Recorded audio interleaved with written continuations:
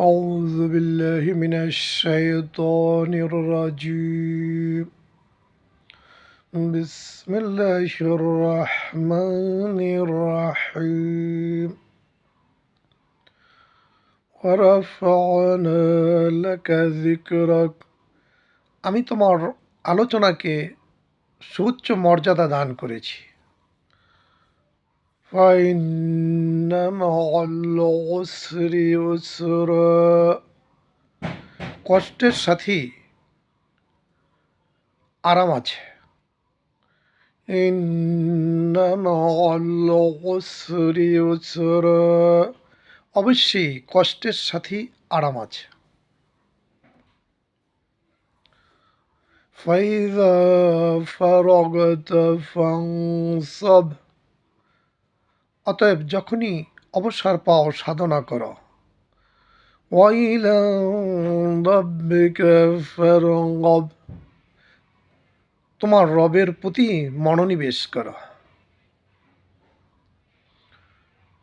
إن هذه تذكرة فمن شاء اتخذ إلى ربه سبيلا এটা একটা উপদেশ। অতএব যারা আত্মরক্ষা করতে চায় তারা যেন তার রবের পথ অবলম্বন করে।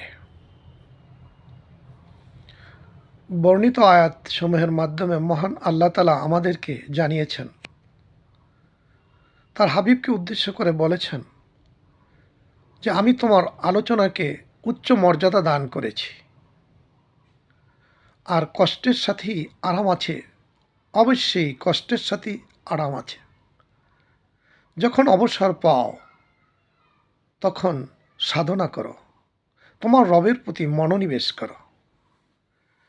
অর্থাৎ তিনি তার প্রিয় হাবিবকে উদ্দেশ্য করে বলেছেন, আপনি যখনই অবসর পাবেন তখনই আল্লাহ পাকের স্মরণ, জিকির, আস্তাগফির এগুলিতে আপনি মনোনিবেশ করুন।